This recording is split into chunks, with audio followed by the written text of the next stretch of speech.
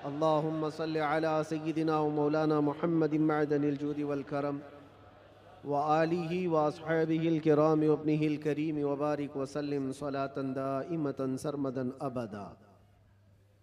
अज़ीज़ान गिराम वक़ार, रमज़ानुल मुबारका का आखिरी अशरा है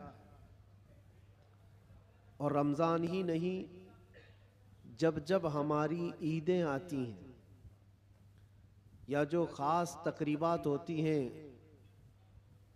इस्लामी माहौल के अंदर, तो दर हकीकत ये सिर्फ़ और सिर्फ हमारे घर की या हमारे मोहल्ले की खुशियाँ नहीं होती। इसमें एक बहुत बड़ा मैसेज होता है। इन दिनों में जब आप ईद मना रहे होते हैं या रमज़ान की रातें गुजार रहे होते हैं या शब मीलाद मना रहे होते हैं, तो पूरी दुनिया की नज़रें तुम्हारी तरफ उठी हुई होती हैं। हर किसी को तुम्हें देखना होता है मुसलमान होता कौन है और मुसलमान कैसा रहता है, और तुम्हें इन हालात में इस्लाम को रिप्रेजेंट करने का सबसे बेहतरीन मौका है।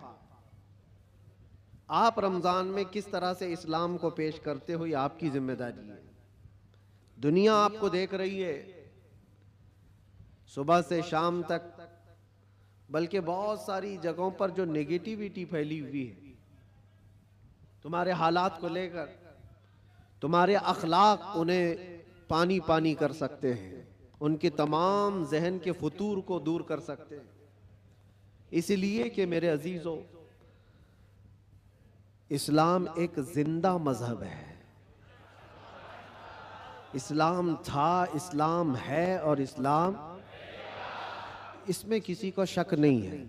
कुरान पाक में भी रब ताला ने फरमाया, युरीदून लियुत्फिउ नूरल्लाहि बिअफ़वाहिहिम, लोग अपने मुंह के फूंक से अल्लाह का चिराग बुझाना चाहते हैं। व यअबल्लाहु इल्ला अन युतिम्मा नूरह, और अल्लाह तबारक व तआला इस चीज को होने नहीं देगा, वो अपने नूर को मुकम्मल करके रहेगा। दूसरी आयत में रब ताला फरमाता है, वल्लाहु मुतिम्मु नूरिही वलौ करिहल काफिरून, अल्लाह ताला अपने इस नूर को, नूर किसको कहा गया है? इस्लाम भी नूर है, कुरान भी नूर है और हुजूर की ज़ात भी नूर है। और इस नूर को रब तबारक व ताला सुबह क़यामत तक कायम रखेगा। वलौ करिहल काफिरून, काफिरों को अगरचे ये बात अच्छी ना लगती हो, किसी को अच्छी लगे ना लगे, लेकिन रब ताला इसको जिंदा रखेगा। पूरी हिस्ट्री अगर आप उठाकर देखें तो इस्लाम पर कभी ऐसा वक्त नहीं आया कि पूरे सफ़े हस्ती से इस्लाम ख़त्म हो गया हो, पूरा का पूरा मिट गया हो और उसके बाद फिर दोबारा इसको जिंदा किया गया हो। ऐसा कभी नहीं हुआ। हाँ, करबला ज़रूर हुआ है, बद्र और हुनैन भी हुए हैं, उहद और खंदक भी हुए हैं, चंगेज़ और ततारियों ने कत्ले आम भी किया है, तारीख में खून बहुत किया गया है, लेकिन कभी ऐसी चीज नहीं बता सकते कि पूरा का पूरा इस्लाम धरती से मिटा दिया गया, खत्म कर दिया गया। इम्पॉसिबल है, होगा भी नहीं और अब भी नहीं होगा। तो फिर आप सबको डर कर जीने की जरूरत क्या है? जब अल्लाह ने कुरान में यह वादा फरमाया कि सुबह क़यामत तक इसको रोशन रखेगा, तो नहीं मरोगे मेरे अजीज। इक्का दुक्का जो कुर्बानियां होंगी वो करबला वालों के सदक़े कबूल कर ली जाएंगी। कुर्बानियां जो होंगी, जो आज पेश की जा रही हैं, लेकिन इस्लाम था और इस्लाम है, इस्लाम रहेगा। इसकी हक्कानियत की बुनियाद पर यह जिंदा रहेगा, मुसलमानों की टोपियों से नहीं। तुम्हारे चलत फिरत की वजह से इस्लाम जिंदा रहेगा ऐसी गारंटी नहीं है। इस्लाम हक मजहब है, वो अपनी हक्कानियत की बुनियाद पर जिंदा रहेगा। कुरान अल्लाह का कलाम है, उसकी हक्कानियत की बुनियाद पर वो जिंदा रहेगा। ये तो हमारा और तुम्हारा इम्तिहान है कि हम इस पर कितने अमल करते हैं, हम इस पर कितने कारबंद रहते हैं, हम इस पर कितना यकीन करते हैं। आपसे मैं ये पूछता हूं, क्या इस्लाम के लिए जितने सीरियस हो आप, जितनी मोहब्बत करते हो, दिलो जान से चाहते हो, तो क्या इस्लाम के लिए आप हकीकत में सीरियस हो, हकीकत में मोहब्बत करते हो? अगर हकीकत में मोहब्बत करते हो तो क्या इस्लाम को अपने घर में भी पसंद करते हो? आप तो बोलेंगे कि हाँ, इस्लाम को मैं घर में पसंद करता हूं। अपनी जात पे इस्लाम को पसंद करते हो? सबसे बड़ी बात है, ये जिम्मेदारी की बात है कि जिस चीज से आप मोहब्बत करते हो वो चीज आपके घर में होना चाहिए। तो आप एक नजर जाकर देखें कि मेरे घर में इस्लाम नजर आता है या नहीं। मेरी औरत पर, मेरी बच्चियों पर, मेरी बहनों पर इस्लाम दिखता है कि नहीं दिखता? ये तुम्हारी जिम्मेदारी है। सड़कों पर इस्लाम जिंदाबाद के नारे लगाना और घरों से इस्लाम को दूर करना, ये नाइंसाफी है। या हम इस्लाम के साथ नाइंसाफी कर रहे हैं। अगर आपको इस्लाम पसंद है तो अपने घर में भी पसंद हो, अपने चेहरे पर भी पसंद हो, अपने लिबास में भी पसंद हो। लेकिन जो दुगली पॉलिसी आप उसको अमल कर रहे हो कि जुबान से इस्लाम के पसंद होने का नारा लगाते हो और जब अमल के मैदान में आए तो किसी और के अमल पर चल पड़ते हो। एक बात याद रखना ऐ नौजवानों, बहुत सारी आज ऐसी हरकतें मैं देखता हूं, ट्रेंड बनता जाता है। किसी सेलिब्रिटी को देखना और उसके फैन हो जाना, दुनियावी एतबार से, इस्लामी एतबार से नहीं।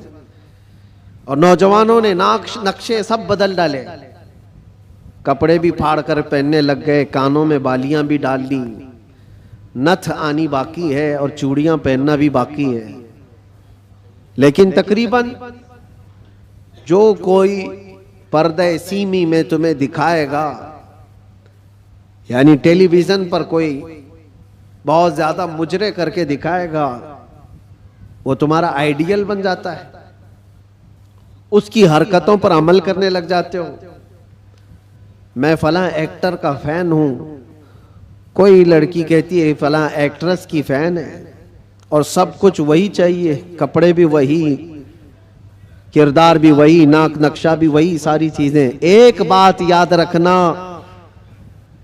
जिसके अखलाक पर तुम अमल करके दुनिया में फैशनेबल कहलाना चाह रहे हो, वो तुम्हें कभी देखने नहीं आता, कभी नहीं देखने आता। तुम चाहे यहां से चीखते रहो, चिल्लाते रहो, मैं तुम्हारा फैन हूं, उसको पता भी चलता है नहीं पता क्या मालूम। खामखा किसी के पीछे भागे भागे फिर रहे हो, वो कभी नहीं देखता कि मेरी तरह कपड़ा पहन रहा है, मेरी तरह चेहरा बना रहा है, मेरी तरह बाल का स्टाइल रखता है, कभी नहीं देखता। लेकिन एक बात याद रखो, ताजदारे मदीना रसूल करीम सल्लल्लाहु अलैहि वसल्लम के अखलाक पर जो अमल करता है, कसम खुदा की दुनिया के किसी भी कोने में रहो, आमिना के लाल तुम्हें मुलाहिजा फरमा रहे, रसूल पाक सल्लल्लाहु ताला अलैहि वसल्लम तुम्हें देख रहे हैं। और ये बात इतनी प्यारी है, जिसको दिखाने के लिए तुम्हें करना चाहिए वो देख नहीं रहा दुनिया वाला, लेकिन रसूल मुख्तार सल्लल्लाहु ताला अलैहि वसल्लम की अगर एक सुन्नत पर कोई अमल करता है तो वो आका अपनी कब्र से देखकर मुस्कुराते हैं। तुम्हारे आमाल उनके पास हर जुमेरात पेश किए जाते हैं, हर जुमेरात को उम्मत के आमाल हुजूर के पास पेश किए जाते हैं। हुजूर पाक सल्लल्लाहु अलैहि वसल्लम फरमाते हैं, मैं अपने हर उम्मती को उसके बाप के नाम से पहचानता हूं, हर उम्मती को उसके बाप के नाम से पहचानता हूं। अब आप सोचो, कल जुमेरात है, हुजूर पाक सल्लल्लाहु अलैहि वसल्लम की बारगाह में फिर फरिश्ते हमारे हफ्ते भर के अमाल लेकर जा रहे होंगे और सारी खबरें वहां पर पहुंचती हैं। अल्लाह के नबी सल्लल्लाहु ताला अलैहि वसल्लम फरमाते हैं, अगर अच्छे अमाल मेरे पास आए तो मैं खुश हो जाता हूं, अल्लाह का शुक्र बजा लाता हूं, और बुरे अमाल मुझ तक पहुंचाए जाते हैं तो गम होता है और मैं इस्तिग़फ़ार करता हूं। कितने जमाने तक हुजूर पाक सल्लल्लाहु अलैहि वसल्लम को गम पहुंचाते रहोगे, कब तक? इसीलिए मेरे अजीजों, आज के दौर में खास तौर पर ऐसे जो हालात आते हैं, ईद, बकरीद, मीलाद या जो भी ओकेशंस आते हैं, इसमें तुम्हारी जिम्मेदारियां बढ़ जाती हैं। तुम्हारे अखलाक और किरदार पर पूरी दुनिया नजर रखती है, हर एक देखना चाहती है। और हकीकत में देखा जाए तो तुम हुजूर पाक सल्लल्लाहु ताला अलैहि वसल्लम के तर्जुमान हो। तुम्हारे अखलाक देखकर लोग हुजूर को पढ़ने की कोशिश करें। नबी पाक सल्लल्लाहु ताला अलैहि वसल्लम तक पहुंचाने के लिए आप जरिया हो। आपके चलने फिरने के अंदाज, आपके लोगों से बात करने के अंदाज, ये सारी चीजें देख करके दुनिया हुजूर पाक सल्लल्लाहु अलैहि वसल्लम को पढ़ना चाहती है कि उनके गुलामों में 1400 साल के बाद ये जब अखलाक है तो उस नबी के अखलाक का हाल क्या हो। तो तुम्हारी जिम्मेदारी बढ़ जाती है जुबान को पाक करना, लोगों से मुलाकात के अंदाज को बदलना। अजीज़ा ने गिरामी वक़ार, नौजवानों पर आज बहुत सारी जिम्मेदारियां हैं। एक बात मैं आपको बताऊं, एक प्रोपेगेंडा जो फैलाया गया, मुसलमान सख्त होता है, मुसलमान खूनी होता है, कातिल होता है, आतंकी होता है, या फिर लूट मार चोरी, हर तरह की चीजें इसके ऊपर थोप दी गई। यूरोप की दुनिया में भी ये बहुत फैलाया गया है ताकि डर के मारे कोई इस्लाम को पढ़ना भी ना चाहे। तकरीबन आज से 13-14 साल पहले की बात मैं आपको बता रहा हूं, उससे भी ज्यादा पहले अफगानिस्तान में जब हालात बहुत खराब थे, वहां पर नेटो की सारी फौजें उतरी हुई थीं, एक बड़ी जंग चल रही थी। उस वक्त अमेरिका की रहने वाली एक न्यूज रिपोर्टर, लेडी है, औरत है, वो हालात का मुआयना करने के लिए अफगान आई थी। वो कहती है कई दिनों तक मैं अलग अलग इलाकों में जाकर के रिपोर्टिंग करती थी और वापस शाम में अपनी जगह पर आ जाती, अपनी क़यामगाह पर आ जाती। एक बार ऐसा हुआ कि एक इलाके में मैं पहुंची और वहां से तन्हा आ रही थी, तो जो फौजी थे कुछ जो वहां तैनात थे, महीनों से वो जंग के मैदान में उतरे हुए फौजी, लेकिन उस इलाके के फौजी नहीं, नेटो के फौजी, जिसमें तकरीबन 45 कंट्रीज के फौजी थे, यूरोप के सबके। उन फौजियों में से 2 फौजियों ने इसको पकड़ लिया, इस औरत को, और इसके साथ कुछ गलत करने के इरादे से वो एक अंधेरी जगह पर उसको खींच रहे थे, ले जा रहे थे। शाम का वक्त था। इत्तेफाक ऐसा कि 2 नौजवान मस्जिद की तरफ जा रहे थे, मोमिनीन में से 2 नौजवान वहां से गुजर रहे थे।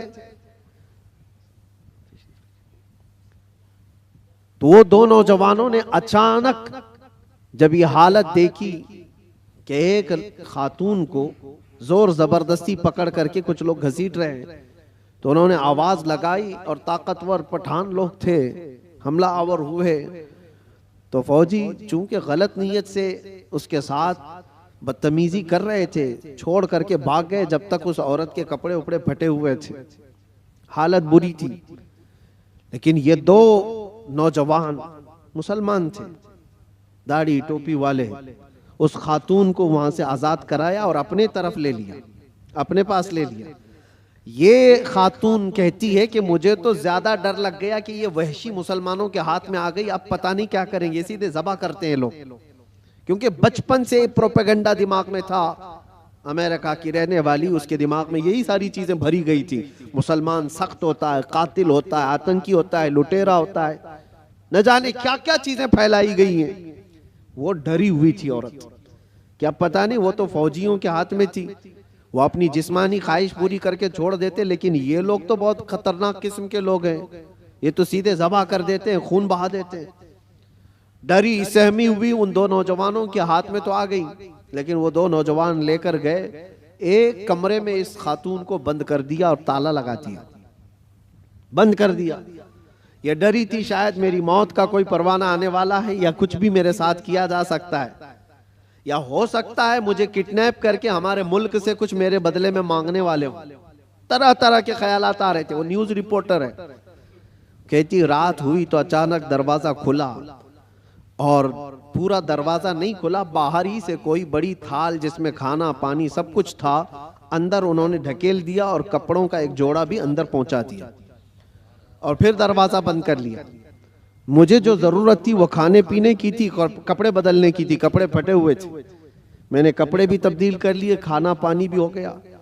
दूसरे दिन भी बराबर वक्त पर दरवाजा थोड़ा सा खुलता और खाना आ जाता, फिर बंद हो जाता, जो जरूरत की चीज थी। लेकिन कोई जवान अंदर नहीं आ रहा है, कोई जवान अंदर नहीं आता, दरवाजा बाहर से बंद होता है। शाम हो गई, 2 दिन वहां पर उसने गुजारे, उसके बाद वो कहती है कि उसके सिफारत खाने के लोग, उसके एम्बेसी के जिम्मेदार लोग आए उन नौजवानों के साथ। जब दरवाजा खोला और उनकी जुबान में, उसी औरत की जुबान में बात किया और कहा कि हम तुम्हारे सिफारत खाने से आए हैं, इन नौजवानों ने आकर हमें ये इत्तला दी कि फला मुल्क की इस तरह की एक खातून मजलूम थी, हमने उसको पनाह दिया है और उसकी हिफाजत की है, आप आए अपनी औरत को ले जाएं और उसके मुल्क तक सही सलामत पहुंचाएं। सिफारत खाने के जिम्मेदार लोग आए, उस खातून को सारा वाकया बताया कि इन नौजवानों ने तेरे लिए गायबाना तौर पर क्या मेहनत की। उसका दिमाग पूरा अलग तरीके से चलने लगा कि मैंने बचपन से सुना है ये मुसलमान वहशी होते हैं, आतंकी होते हैं, कातिल होते हैं, लुटेरे होते हैं, ये तो कदम भी नहीं रखते मेरे कमरे में। मैं भी औरत हूँ, खूबसूरत हूँ, जिस्म मेरे पास है, लेकिन कभी इन्होंने देखा भी नहीं मुझको। 3 दिन उनके पास गुजारी और उसके बाद जब सिफारत खाने के लोग जिम्मेदार आए और उसको आज़ाद करवाया, वहाँ से ले जा करके वो उसके वतन तक पहुँचाया। वहाँ जाने के बाद उस खातून ने जो रिपोर्ट तैयार की, पूरी अपने सफ़र की रुदात लिखी, सारा सफ़र लिखा और इस हादसे को भी लिखा और फिर ऐलान किया, जो मुझे पढ़ते हैं, जो मुझे सुनते हैं, वो गवाह हो जाएं कि मैं इस्लाम को कबूल करती हूँ। इससे बेहतर मेरी इज्जत की हिफाजत मुझे कहीं और नजर नहीं आती। इसलिए कि औरतों की असल हिफाजत और उनकी इज्जतों की देखभाल अल्लाह करीम ने जो फरमाया और उसके नबी रसूल करीम सल्लल्लाहु अलैहि वसल्लम ने जो फरमाया, वो आज भी ईमान वालों के अंदर मौजूद है। नौजवानों, तुम्हारे अखलाक लोगों के लिए रसूल पाक का तर्जुमानी का काम करते हैं, उनके एम्बेसडर हो आप। और ख़ास तौर पर रमज़ान में आप देखना, कई मोहल्लों में जहाँ तुम्हारी शब्बाशी हो रही होती है, रात की रौनकें, और इस शहर में ख़ास तौर पर जो चकाचौंध रोशनी है, इसको देखने के लिए बहुत सारे लोग आते हैं, बल्कि दूसरे ही ज़्यादा आते हैं। हो सकता है खाने पीने आते हो, मौज मस्ती भी मकसद हो सकती है, लेकिन मेरे अजीजों, इन दिनों में तुम्हारे अखलाक व किरदार बहुत अहमियत के हामिल होते हैं। इस वक्त तुम हुजूर पाक सल्लल्लाहु अलैहि वसल्लम के रिप्रेजेंटेटिव हो। रमजान को इस तरह से गुजार करके दिखाओ कि आज भी हमारे अंदर स्पिरिचुअलिटी, रूहानियत कैसी है। हम खाने पीने के लिए पूरी रात गुजारने वाले लोग ही नहीं हैं। खाना पीना तो जिंदगी का एक छोटा सा हिस्सा है। हम आए हैं यहाँ अपने रब को राजी करने के लिए। इस्लाम का ये अजीम मैसेज और इस्लाम का ये अजीम पैगाम पहुंचाने का जरिया है। कितने ऐसे लोग हैं जो हमसे राब्ता करते हैं। मेरे अजीजों, सच बताऊं, जो हमारे दीन में नहीं है वो प्यासे हैं। बहुत सारे लोग, मर्द हजरात भी, औरतें भी, लड़के भी और लड़कियां भी, दूर दराज से वो किसी न किसी तरह से कांटेक्ट करने की कोशिश करते हैं कि हमारी रूह बहुत प्यासी है, हमारी रूह बहुत प्यासी है। और हम अपनी रूह की सैराबी ढूंढते ढूंढते उम्र बिता चुके हैं, लेकिन हमने आपके बयान सुने या फिर इस्लाम की ये सारी चीजें देखी हैं तो रूह को सुकून सा नजर आता है, सुकून सा नजर आता है। उन लोगों को जो आत्मा की शांति कहीं नहीं मिलती, मेरा चैलेंज है वो रब्बे जुल जलाल के सजदे में उन्हें सारा सुकून मिल जाएगा। इसलिए कि बनाया हुआ पालनहार हकीकी का ये जिस्म है, अल्लाह का बनाया हुआ ये जिस्म है। और उसी ने कुरान में ये फरमाया, अला बिज़िक्रिल्लाहि तत्मइन्नुल कुलूब, आगाह हो जाओ, अल्लाह के जिक्र में ही तुम्हारे दिलों का सुकून है, अल्लाह के जिक्र में तुम्हारे दिलों का इत्मीनान है। और ये इत्मीनान करने के लिए तो रमजान है। आप देखना, यहां से उसी आदमी का भागने का मन करता है मस्जिद से जिसका दिल काला हो चुका होता है, जिसका दिल पत्थर से सख्त हो गया हो। वो गिन रहा होता है, घड़ी की सुइयां देख रहा होता है कि कब उठूं यहां से भागूं। लेकिन जिसका दिल अल्लाह से लग गया है, वो तो जोहर के बाद असर का इंतजार कर रहा होता है। क्योंकि हदीस पाक में हुजूर सल्लल्लाहु अलैहि वसल्लम ने ये फरमाया है कि 7 लोग ऐसे हैं जिनको कयामत के दिन भी अल्लाह अपने अर्श का साया अता फरमाएगा। वो 7 लोगों में से एक ऐसा आदमी है, रजुलुन तअल्लक़ क़ल्बुहु बिल मसाजिद, ऐसा आदमी जिसका दिल हमेशा मस्जिद में लटका हुआ रहता है, दिलों का सुकून रब्बे जुल जलाल के हुजूर है, और ये पूरी दुनिया को बताने की भी जरूरत है। आज नफ्सा नफ्सी का दौर है, मादियत परस्ती है। लोग आज चाहे वो जितने भी चमत्कार देख करके भागे, लेकिन मेरा एक यकीन है मेरे अजीजों, रूह का सुकून उन्हें कहीं नहीं मिलता। पैसे भी बर्बाद किए हुए बहुत सारे लोग हैं, दौलत को बेहिसाब खर्च करके अपना आराम ढूंढने वालों को भी मैं जानता हूं, लेकिन फिर भी उनको वो रूहानी सुकून नहीं मिलता। क्योंकि हमें यकीन है कि ये पूरी जो बॉडी है, ये पूरा जो जिस्म है, किसी और ने नहीं बनाया, अल्लाह रब्बुल इज्जत ने बनाया, और वही बेहतर जानता है। और उसी की तरफ से अगर कल्ब को सुकून मिला तो मिल सकता है, बाकी कोई ताकत तुम्हें सुकून नहीं दे सकती, कोई ताकत नहीं। कोरिया का एक शख्स बहुत मालदार, बल्कि मैं आपको बताऊं, मुल्क का ऐसा मालदार जो मुल्क की हुकूमतें बदल देता। मैं पूरे नाम के साथ तफसील में नहीं जा रहा हूं, लेकिन वो एक बहुत बड़ी मोबाइल कंपनी का मालिक, पूरी दुनिया को मोबाइल पहुंचाया, सारी चीजें किया, लेकिन उसका आखिरी वक्त आप अगर मुताला करोगे तो बेचारा ऐसा बिस्तर पर आ गया कि एक रोटी उसके हलक में नहीं जा पाती थी। उसका बेटा उसकी जगह लिया, लेकिन डॉक्टर्स की जो फीस बताई जाती है ना, जो खर्चा होता है, वो एक एक डॉक्टर को पर डे वो लोग 1 करोड़ रुपए खर्च करने को तैयार थे कि कोई इसको बिस्तर से उठाए बिठाए, माल की कोई कमी नहीं, समंदर जैसा उनके पास पैसा, उनका हिसाब ना हो, बेहिसाब। लेकिन एक शख्स को बिस्तर से उठाने के लिए वो सारी दौलत खर्चा करने को तैयार है, लेकिन कोई डॉक्टर 4 साल तक उस बंदे को उठा नहीं सका। वो कोमा की हालत में रहा। जिस हालत में रहा, 4 साल के बाद करोड़ों की फीस लेकर डॉक्टरों ने हाथ उठा दिया और कहा यह हमारे बस का काम नहीं है, खत्म हो चुका है। यहां याद रखो ऐ नौजवानों, दुनिया में कोई ताकत न तुम्हें खड़ा कर सकती है न बिठा सकती है। कुरान में रब ताला फरमाता है, वइन यमसस्कल्लाहु बिदुर्रिन फला काशिफ लहू इल्ला हू वइन यमसस्क बिखैरिन फला राद्द लिफज़लिही युसीबु बिही मन यशाउ मिन इबादिही। यह आयत अक्सर हम जेल में भी पढ़ा करते थे। अल्लाह ताला कुरान में फरमाता है, अगर अल्लाह रब्बुल इज्जत किसी को कोई मुसीबत दे दे, पूरी दुनिया मिलकर के वो मुसीबत हटा नहीं सकती, और अल्लाह किसी को नवाज दे तो पूरी दुनिया मिलकर के भी उस नवाजिश को रोक नहीं सकती, नहीं रोक सकती। और ये सारा इत्मीनान कल्ब उसी बारगाह में मौजूद है, उसी रब्बुल आलमीन की बारगाह में मौजूद है।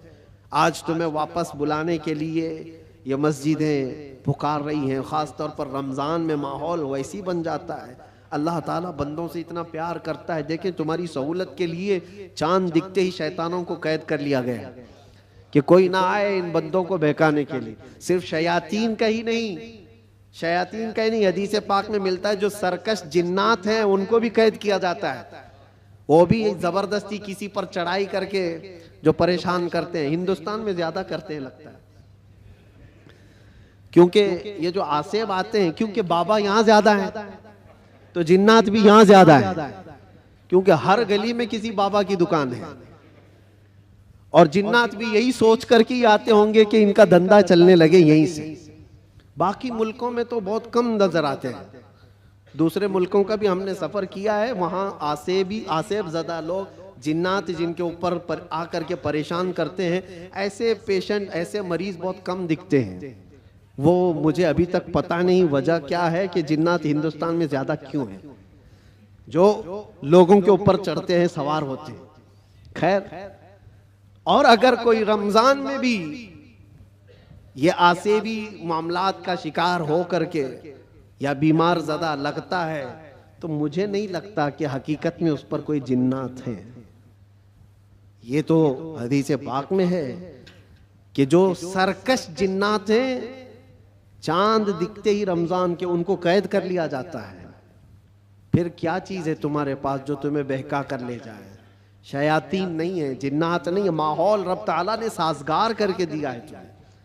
तुम रातें इसके क़याम करो, इसके दिन में रोजे रखो, और फिर इतना ही नहीं बल्कि ड्यूटी लगा दी गई हो कि रोजा रखना है, नमाज पढ़ना है, उस पर अजर का इतना बड़ा वादा किया गया, इतना बड़ा वादा किया गया। हदीस पाक में मिलता है, मन कामा फी रमज़ान ईमानन व एहतिसाबन गुफिर लहू मा तक़द्दम मिन ज़ंबि औ कमा क़ाल रसूलुल्लाह सल्लल्लाहु अलैहि वसल्लम। जिसने रमजान की रात को क़याम किया ईमान के साथ, पीछे जो कुछ भी किया था सब अल्लाह माफ फरमाएगा। जो कुछ भी किया हो सब माफ कर दिया जाएगा। इसमें यह नहीं कहा गया है कि छोटा बड़ा अलग अलग, बल्कि जो कुछ भी उससे हुआ है अब तक अल्लाह माफ फरमाएगा।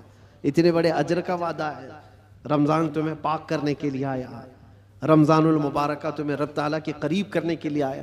रोज़े भी फ़र्ज किया रब ताला ने, तो ये फरमाया लअल्लकुम तत्तकून, तुम पर रोज़े इसलिए फ़र्ज किए गए कि तुम्हें तकवा आ जाए, तुम परहेजगार बन जाओ। तो रब तबारक व ताला का ये हुक्म है। हम तो माइल बकरम है, कोई साइल ही नहीं। रोज इसकी रातों पर रब ताला निदा फरमाता है, कोई मुझसे बख्शिश तलब करे मैं उसे माफ करूं। लेकिन लोग कहां पर हैं? बहुत सारे हालात ऐसे बिगड़े हुए हैं कि तुम्हारी रातें बख्शिश तलब करने की थी, तुम कैरम बोर्ड पे बैठे हुए हो, रात भर बकरे लड़ा रहे हो, मुर्गे लड़ा रहे हो, चेस खेल रहे हो, क्रिकेट के फुटबॉल के ग्राउंड सजाए जाते हैं। ये रमजान इसके लिए आता है। अफसोस है, मैं तो कहता हूं उन लोगों पर तुफ है, लानत है। रमजान को भी इंटरटेनमेंट का जरिया बना दिया। लोग तो, हमारे बुजुर्गों में पहले ये होता था, बुजुर्गों की का मतलब औलिया कामिलीन की बात नहीं कर रहा हूं, घर के बड़ों का भी हाल था। अब तक बहुत सारे घरों में रमजान के आते ही टीवी पर पूरा पर्दा डाल देते थे, चादर उड़ा देते थे।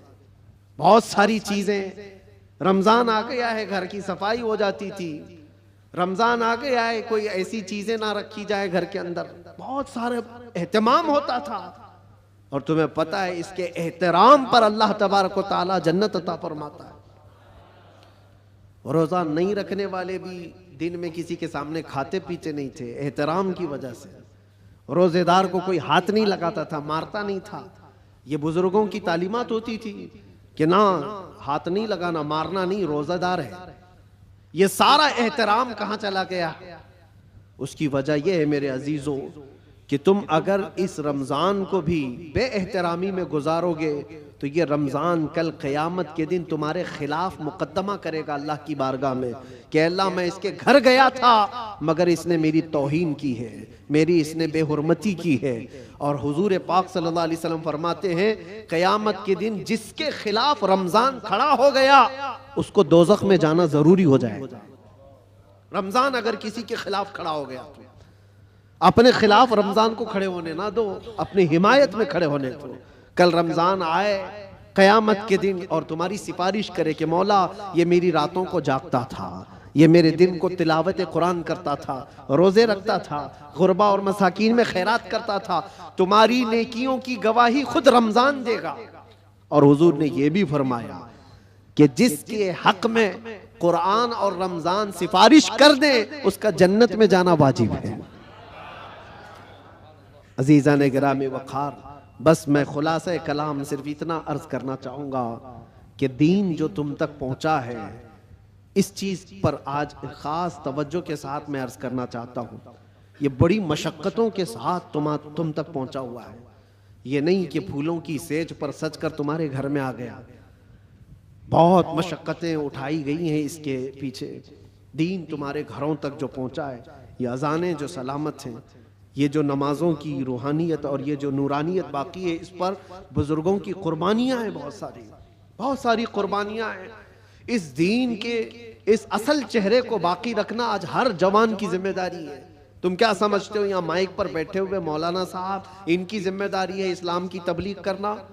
बल्कि हर मुसलमान पर यह जिम्मेदारी है वो अपने अखलाक और किरदार से इस्लाम का रिप्रेजेंटेटिव है। तुम्हारी जिम्मेदारी है इसको सही सलामत बचा रखना अपने घरों में। दूसरे क्या क्या कर रहे हैं इसकी तरफ अभी छोड़ दो। कीड़े वैसे ही मर जाएंगे। मौसम मौसम पर कीड़े आते हैं, होता है ना। कोई एक मौसम आता है बारिश से पहले, बहुत कीड़े दिखते हैं, कोई इलाज ही नहीं होता। क्या किया जाए, क्या किया जाए? उनका इलाज इतना ही होता है, मौसम जाए तो खत्म ही होते हैं। वैसे ही इस्लाम के मुतालिक, कुरान के मुतालिक, नबी पाक सल्लल्लाहु अलैहि वसल्लम की ज़ात के मुतालिक हर्जा सराई करने वाले, दुश्मनी पैदा करने वाले हर जमाने में आते हैं, लेकिन उनका एक खास मौसम होता है। उसके बाद फिर इस्लाम उसी आबो ताप के साथ चमकता रहता है। इस्लाम वैसे ही चमकता रहेगा। ना इसको चंगेज हिला पाया, ना इसको हलाकू हिला पाया, ना इसको बड़े बड़े ताकतवर हिला पाए। 50 लाख लोगों का जिसने कत्ल किया, चंगेज वगैरह जो तारीख आप देखें, 50 लाख से ज्यादा लोगों का कत्ल जिन्होंने किया, यही सोच करके किया था ना, इस धरती से पूरा मिटा दिया जाए, सफ़े हस्ती से खत्म कर दिया जाए। हैरत की बात है, जिस फौज ने बगदाद पर हमला किया था वही फौज दायरे इस्लाम में दाखिल हुई थी। जिसको इकबाल ने कहा था, हरम को मिल गए पासबां सनम खाने से, हरम को मिल गए पासबां सनम खाने से। रब तबारक व तआला उन्हीं के दरमियान ईमान की हिदायत अता फरमा दी। ये होता रहेगा, ये इस्लाम का लहलहाता हुआ पौधा सलामत रहेगा। और लोग जिस तरह के आज हालात, जो इन्वायरमेंट क्रिएट किया गया है, इससे तुम्हारा इम्तिहान है, तुम घबरा करके अब तुम क्या चाहते हो। एक सवाल मैं करता हूं, इस्लाम में हो तो इस बात पर तुम्हें कभी गिल्टी फील होता है? कभी शर्म महसूस होती है? कभी शर्म महसूस होती है कि मैं मुसलमान हूं? नहीं शर्म आती है तो फिर टोपी क्यों छुपाते हो? अगर शर्म नहीं आती है तो फिर दाढ़ी क्यों निकाल फेंकते हो? क्यों? अगर तुम्हें इस्लाम पर कायम रहने में फख्र महसूस होता है तो खुल करके इस्लाम पर अमल करो, खुल करके। इस्लाम किसी जराइम पेशा लोगों का अड्डा नहीं है, पूरी दुनिया को अच्छे अखलाक सिखाने वाला एक मुकम्मल दीन है। पूरी दुनिया को अखलाक सिखाने वाला यह दीन है। तो मुझे शक क्यों है इस बात पर? बहुत सारे लोग अभी आए काएं करते हुए न्यूट्रल बनते हैं। मैं देख रहा हूं, जब कभी कोई सवाल आ जाए तो कुछ दानिश्वर बन करके बैठते हैं और फिर एक न्यूट्रल बातें, एक सेक्युलर बातें करते हुए वो ये महसूस कराने की कोशिश करते हैं कि हम ये नहीं समझते, इस्लाम में ये चीज़ नहीं है, वो चीज़ नहीं है, ये बुजुर्ग इस्लाम में नहीं, वो बुजुर्ग इस्लाम में नहीं। सिर्फ इसलिए वो कर रहे हैं कि दूसरों को कुछ खुश करें। उन बेवकूफ़ों को मैं बताना चाहता हूं जो कुर्सियों पर बैठकर डिबेट करते हैं और सेकुलर बनने की कोशिश करते हैं। याद रखो, तुम अपनी नाक काट करके भी नीचे रखोगे तो वो कभी राजी नहीं होने वाले, कभी राजी नहीं होंगे। 10 लाख साल भी तुम पुकार करके उनकी जूतियां चाटते रहो, राजी नहीं होंगे। राजी करना है तो अल्लाह और उसके रसूल को राजी करो। हम जिसके लिए दुनिया में आए हैं, हम जिसके लिए दुनिया में आए हैं, हमें अल्लाह तबारक व तआला ने हुक्म क्या फरमाया? वमा उमिरू इल्ला लियअबुदुल्लाह मुखलिसीन लहुद्दीन। लोगों को यह हुक्म नहीं दिया गया मगर सिर्फ इतना कि इबादत करें तो सिर्फ अल्लाह की रजा के लिए, लोगों को दिखाने के लिए नहीं। वो कभी दुनिया राजी नहीं होगी यार, एक बात याद रखिए, कभी राजी नहीं होगी। तुम चाहे जिस तरह के भी बन जाओ, दुनिया तुमसे राजी नहीं होगी। हम बचपन में एक चीज पढ़ते थे, एक शोहर और बीवी गधा लेकर जा रहे थे। शोहर अपनी बीवी को बिठाया गधे पर और लेकर चल रहा था। बेचारा लेडीज फर्स्ट वाले फार्मूले पर अमल कर रहा था कि पहले औरतों को होना चाहिए, लेकिन मोहल्ला छोड़ने वाला थोड़ी ना है। कट्टे पे बैठे हुए सब कमेंट पास करने लगे, जोरू का गुलाम जा रहा है, बीवी का गुलाम जा रहा है। एक हकीकत चीज है। और ये सुन करके उसको बहुत बुरा लगा और उसकी औरत को उतार दिया, तू उतर जा, मैं बैठूंगा। वो बैठ गया, औरत उसका रस्सी पकड़ करके चलने लगी। आगे गया था, दूसरे मोहल्ले वालों ने पुकार कर कहा, जालिम आदमी औरत को चला रहा है, खुद बैठा हुआ है। उसके बाद उसने कहा कि रहने दो, दोनों बैठ जाते हैं। दोनों बैठ गए तो तीसरा एक मोहल्ला आया और कहा, कितने जालिम है, एक सवारी है, दो बैठे हुए हैं। वो बेचारा गधा झुका जा रहा है, उस पर रहम नहीं करते लोग। कहा कि दोनों उतर जाते, खाली लेके चलते। चौथे मोहल्ले वालों ने कहा पागल लोग हैं, सवारी है फिर भी चल के जा रहे हैं। करे तो क्या करे आदमी, एक बैठे तो लोगों को तकलीफ, दो बैठे तो लोगों को तकलीफ, ना बैठो तो तकलीफ। ये कोई एक लतीफा नहीं, दुनिया का मिजाज यही है। तुम टोपी पहनो तो तकलीफ, दाढ़ी रखो तो तकलीफ, सब निकाल कर नंगे फिरो तो भी तकलीफ।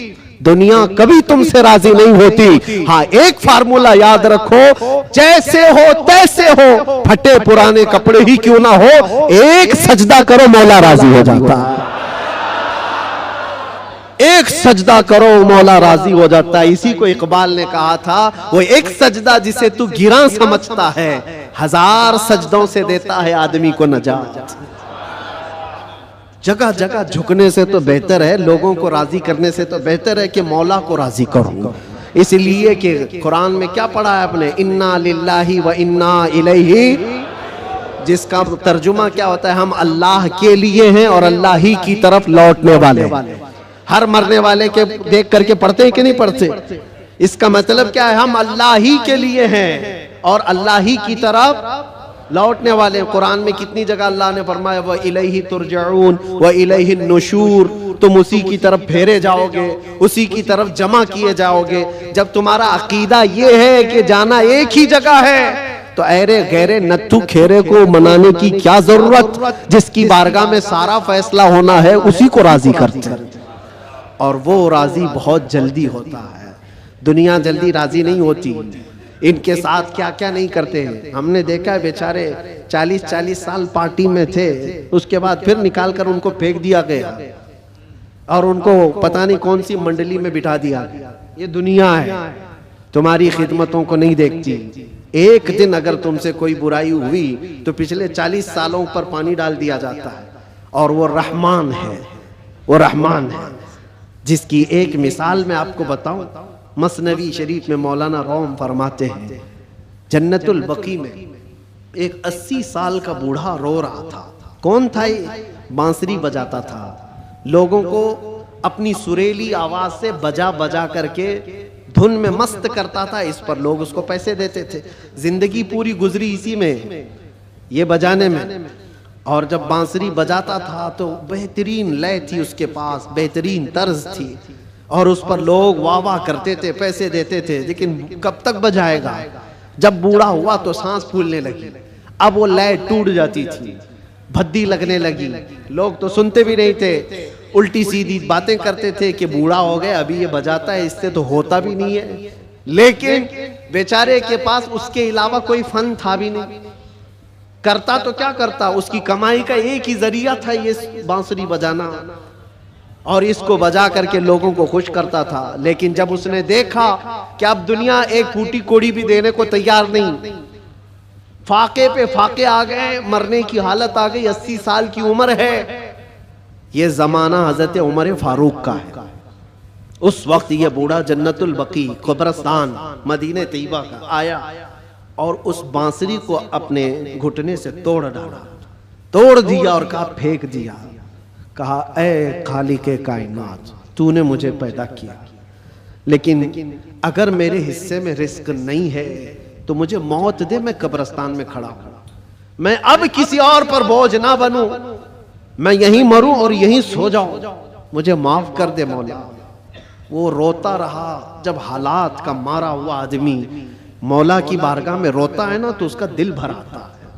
हालात का मारा हुआ जब रोता है तो उसके रोने की आवाजें आसमानों को चीर देती। तुम्हें अंदाजा नहीं, यूं ही रोने वाला अलग है, लेकिन हालात से मारा हुआ, दिल का टूटा हुआ जब रोता है तो उसकी आवाजें सातवें आसमान के ऊपर जाती हैं।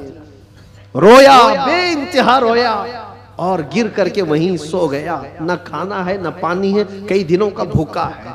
अल्लाहु अकबर। ये जमाना है हजरत उमर फारूक रदी अल्लाह ताला अन्हु मस्जिद नबवी शरीफ में है, और वो पढ़ते पढ़ते हजरत उमर को ऊँग आई, और जैसे ही उनको ऊँग आई ख्वाब में रसूल पाक तशरीफ लाए। फरमाया, उमर जल्दी उठो, अपने घर से खाना पानी लो और जन्नतुल बकी में अल्लाह का एक मेहमान खड़ा है, उसे खिलाओ।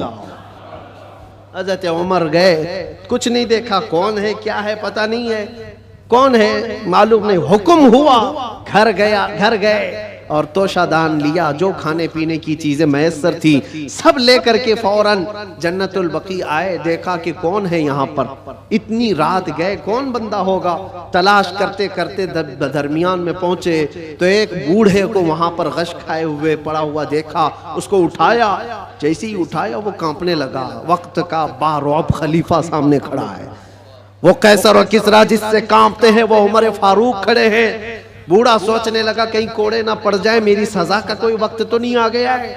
उमर इब्ने खत्ताब सामने खड़े, कपकपी तारी थी। पूछा अमीरुल मोमिनीन क्या बात है? कहा मुझे तो नहीं पता क्या बात है, लेकिन मुझे खाना देकर भेजा गया तुझे खिलाने के लिए, तुझे खिलाने के लिए। उठ, कई दिन से तू भूखा है, कई दिन से तू प्यासा है। वो रोने लगा और उसके बाद तोशादान लिया और फिर पूछा किसने भेजा आपको खाना देकर? कौन कहा है? कहा कौन कह सकता है, हम गरीबों का आका, हम बेसहारों का सहारा, वो यतीमों का मावा व मलजा। हाँ, जिसको हर उम्मती के दर्द का एहसास है वो ख्वाब में तशरीफ लाए। अल्लाह के हुक्म से हुजूर पाक ने मुझे फरमाया है कि जा अपने घर से खाना ले जा, और अल्लाह का एक मेहमान कब्रिस्तान में खड़ा है उसे खिला आ। इतनी बात सुननी थी, वो चीख मार करके गिरा और कहने लगा 80 साल तक मैं नाफरमानी करता रहा, 80 साल तक बांसुरी बजाता रहा, दूर भागता रहा, आज एक दिन क्या उस रहमान को मैंने पुकारा, वो 80 साल की सारी चीजों को छोड़ दिया और मेरे पेट भरने के लिए वक्त के खलीफा को भेज दिया। उस रहमान का, उस अरहमुर राहिमीन का ये मजहर है मेरे अजीजों। आप क्या समझते हैं दुनिया को मनाते रह जाओ? नहीं मानती, ये झूठी है, मक्कार है, अय्यार है, दगाबाज है। शहद दिखाए जहर पिलाए, कातिल डाइन शोहर कुछ, इस मुर्दार पे क्या ललचाए, दुनिया देखी भाली है। सुना जंगल रात अंधेरी छाई बदली काली है, सोने वालों जागते रहियो चोरों की रखवाली है। आंख से काजल साफ चुरा ले या वो चोर बला के हैं, तेरी गठरी ताकी है और तूने नींद निकाली है, वो तो निहायत सस्ता सौदा बेच रहे हैं जन्नत का, हम मुफलिस क्या मोल चुकाएं, अपना हाथ ही खाली है। अजीजाने गिरामी वक़ार, मैं सिर्फ इतनी बात कहना चाहता हूँ कि तुम्हारे पास जो दीन का खजाना है, जो इस्लाम पहुंचा है, और ख़ास तौर पर सुन्नियों को मैं बार बार ये कहता हूँ कि तुम्हारे पास दुनिया की इतनी बड़ी दौलत है, इतनी बड़ी दौलत है जिसको आप कंपेयर नहीं कर सकते किसी और चीज़ से। उस दौलत का नाम है इश्क़ रसूल पाक। सुन्नियों के सीनों में ये मौजूद है। वो अपने नबी पाक सल्लल्लाहु अलैहि वसल्लम का नाम आता है तो अंगूठे चूम करके आंखों से लगा लेते हैं बगैर किसी को बताए। नबी के नाम पर आज पूरी दुनिया भी, आपको पता है, नामों से रिसालत का कोई मसला आए और इस पर कोई आवाज उठे और कोई बेकाबू हो सकता है तो दुनिया को मालूम है वो सुन्नियों की जमात ही बेकाबू होती है। क्यों? इनको पता है, पूरी दुनिया जानती है ये अपने नबी पाक सल्लल्लाहु अलैहि वसल्लम के लिए जो जज्बा रखते हैं दिल के अंदर, वो ऐसा जज्बा है, जान है वो। हमारा जज्बा क्या है? जान है वो, और जान है तो हाँ, जान है हमारे लिए। और फिर हमारा मानना तो ये है वो जो न थे तो, और वो जो ना हो तो, हमारी जिंदगी में हुजूर ना हो तो कुछ नहीं। हमारी पूरी हयात, हमारी पूरी लाइफ, ये जो खजाना तुम्हारे पास है ये बहुत कीमती है, बहुत कीमती है। इसी को आला हजरत ने कहा है आंख से काजल साफ चुरा लेंगे। आंख से काजल चुराया जाता है क्या? ये जो लगा हुआ शीशी का काजल है नहीं, ये इस्तिआरा है। शेर में कहा गया मोमिनो तुम्हारे पास जो आंख का काजल है वो इश्क रसूल है, तुम्हारी आंखों का वो नूर है। और बहुत सारे भेड़िए घूम रहे हैं उसी काजल को चुराने के लिए। तुम्हारे दिलों से वो निकाल लें, तुम्हारी आंखों से वो निकाल लें। और बेचारे कितने तो बहक गए, चोरी हो गए और चोरों के हाथ में गिर गए और दिलों के अंदर से हुब्बे मुस्तफा निकलती चली गई। तो उन चोरों के हाथ ना लग जाओ, तुम अपने इश्क रसूल की हिफाजत करो।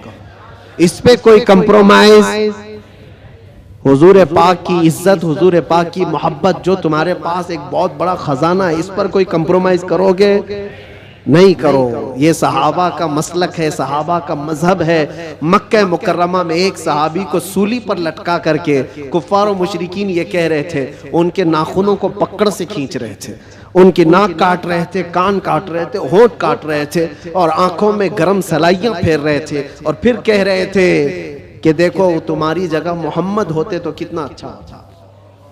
तुम आराम कर रहे होते, उनके नाम पर तुम कटे जा रहे हो, मरे जा रहे हो। सब कट चुका था, तब जोश में वो सहाबी बोलने लगे, खबरदार मेरे जिस्म के अभी 1000 टुकड़े हो जाएं मैं बर्दाश्त करूंगा, उस नबी पाक के तलवे में कांटा भी चुभे ये मुझे गवारा। ये दौलत जिसकी हिफाजत ये सहाबा का मसलक है, ये सहाबा का मजहब है, जिसके तुम अमीन हो, जिसके तुम अमानतदार हो। आज पूरी दुनिया वो चीज खींचना चाहती है। हालात जो कुछ भी हो, जब भी हुजूर पाक की मोहब्बत की बात आए, सारी चीजें एक तरफ, मेरे नबी की जात एक तरफ।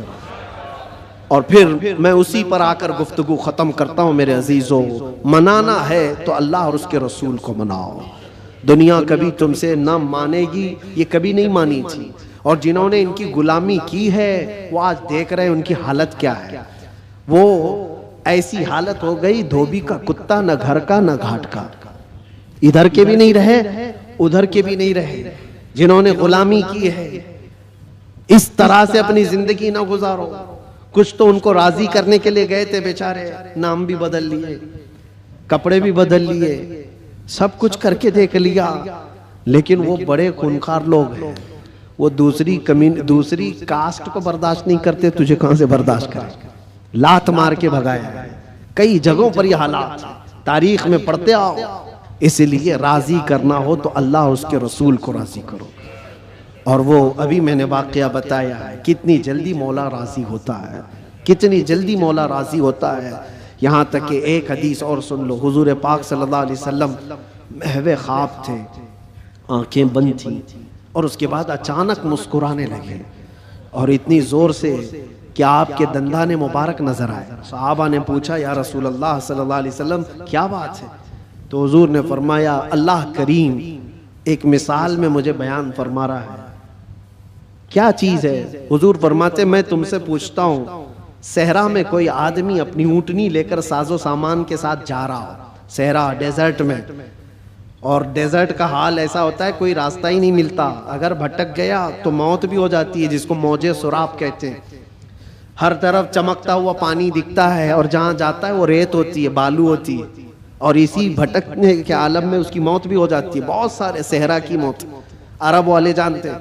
हुजूर पाक सल्लल्लाहु अलैहि वसल्लम साहबा से पूछते हैं, अगर कोई बंदा सहरा का सफर कर रहा है, साथ में खाना पानी और ऊँटनी साथ में सफर के सवारी है, लेकिन बीच रास्ते में एक जगह पहुंचा जहां उसे नींद आई और सो गया, उसकी ऊँटनी भी गायब और उसका साजो सामान भी खत्म। जब उठा तो परेशान। अब ये अरब के लोग बेहतर जानते हैं, सहरा में किसी के खाना पानी खत्म हो जाए, सवारी चली जाए तो उसका क्या हाल। वो बंदा जब नींद से उठा तो हर जगह ढूंढा, उसकी ऊँटनी कहीं नहीं मिली, उसका खाना पानी कहीं नहीं मिला, हर जगह से ढूंढ ढूंढ कर थक गया, मौत के करीब था, मौत के करीब था। फिर अचानक उसको नींद लगी। एक दिन गुजरा कि 2 दिन, जो भी है, मौत के करीब था, नींद आ गई। थोड़ी देर के बाद आंख खुली तो उसकी ऊँटनी भी सामने है, खाना भी सामने है। अब सुनो, ये मिसाल है।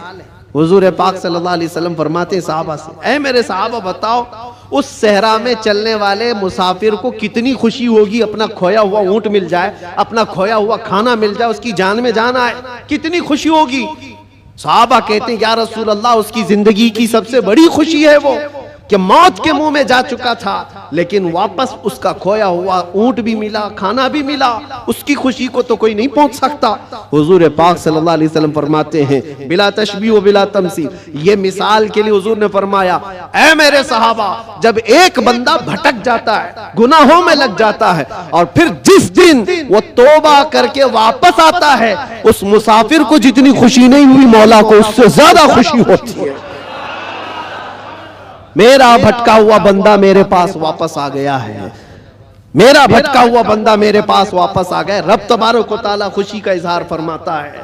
इसलिए ऐ नौजवानों, रब तबारक व तआला की रहमत तो तुम्हें थामने के लिए हमा वक्त है, हमा वक्त तैयार है।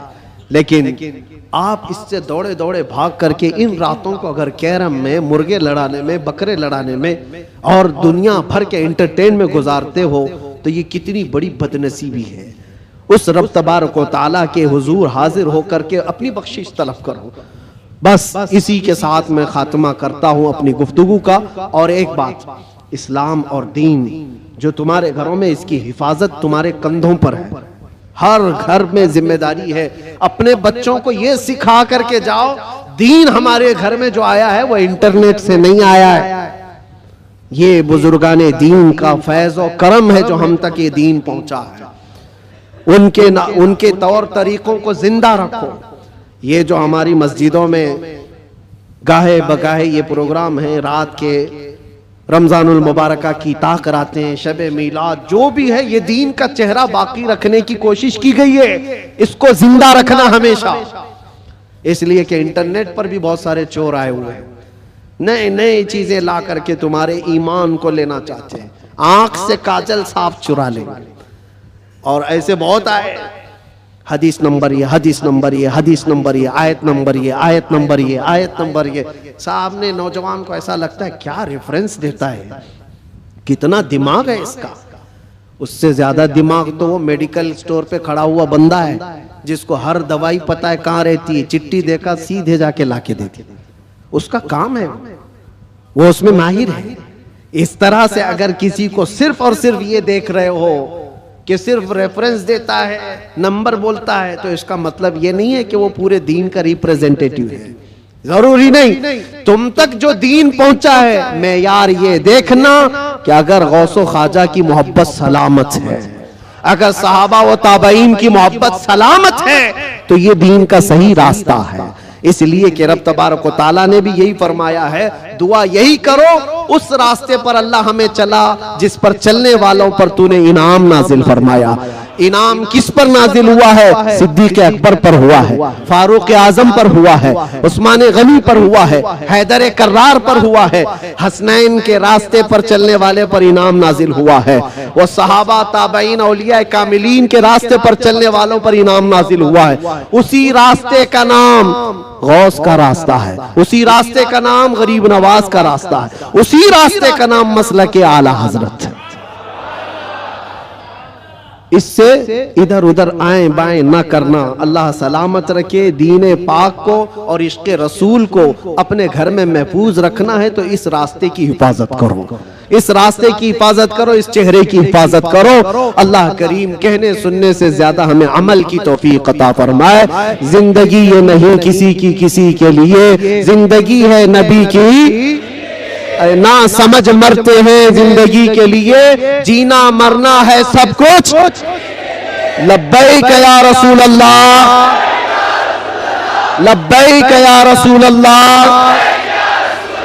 लब्बैक या रसूल अल्लाह।